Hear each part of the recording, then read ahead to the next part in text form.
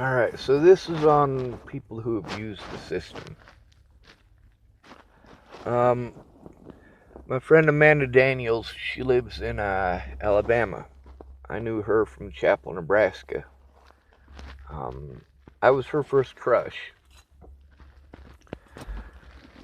Amanda has two kids who are autistic. Not autistic like me. They're lower functioning, but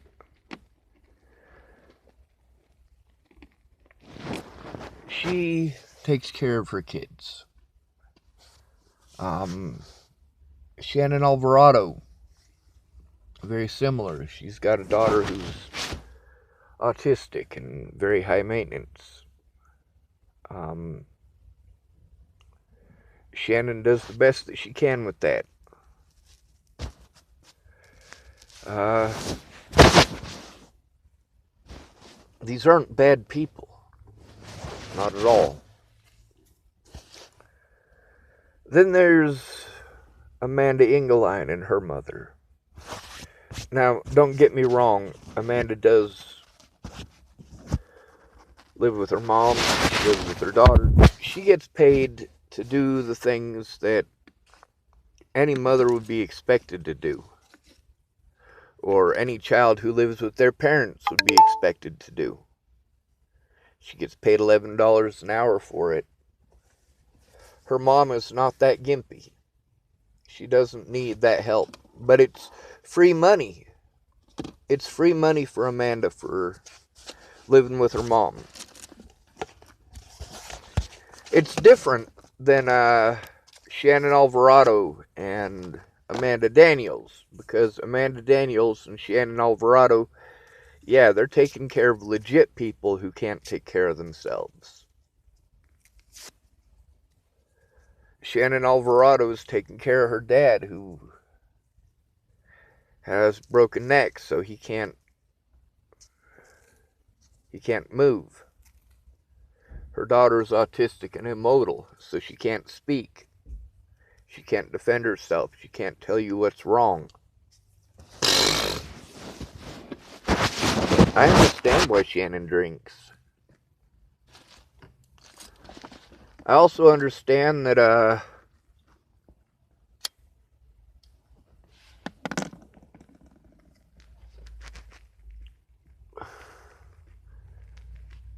Amanda Engeline gets paid free money for things that she isn't even needed to be there for. There's no reason for her to be there wiping her mom's ass. Her mom can wipe her own ass. But it's free money. It's $11 an hour. She doesn't have to have sex with strangers to get that money. She doesn't have to give somebody a crotch dance to get that money. All she has to do is do the things that she has to do as a parent anyway.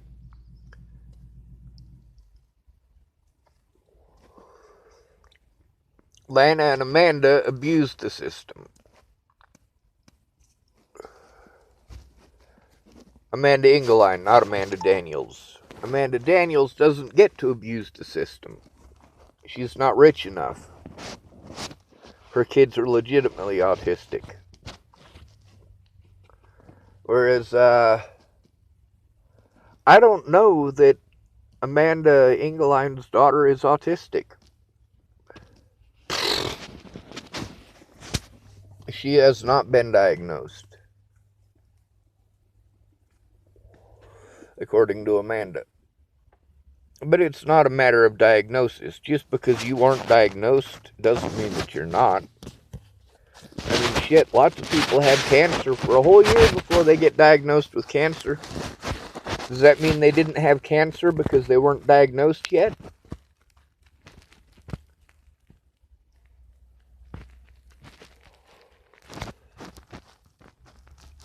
I want to see Alicia Bollinger in prison. She has no remorse for the things that she did to myself and her sister.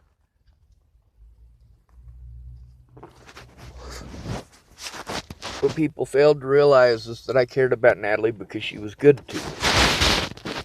And although she didn't keep her word, given the circumstances, I understood and I left. That should have been the end of it.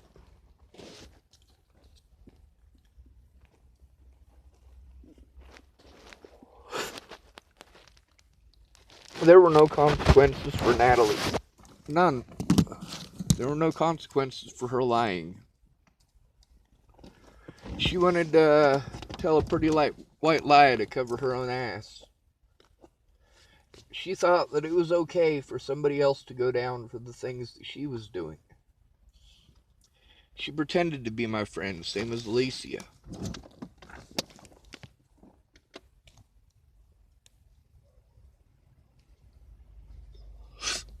Does Amanda Engeline belong in prison? No, she doesn't. Amanda Engeline is a good mother. Of course, her bad habits, her kids are going to pick up on, and they're going to be those kind of people.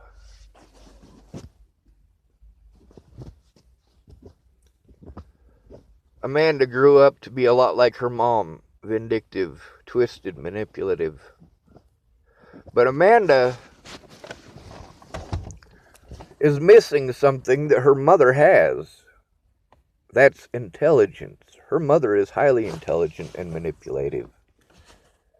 Whereas Amanda is dumb as a fucking stump and she tries to manipulate. She's just not intelligent enough to do it. My mom is. Lanny Engeline is. Jamie Curtis is. See, that's what I liked about Jamie, was her brain. Y'all don't get that. She had all these suitors over there for her looks.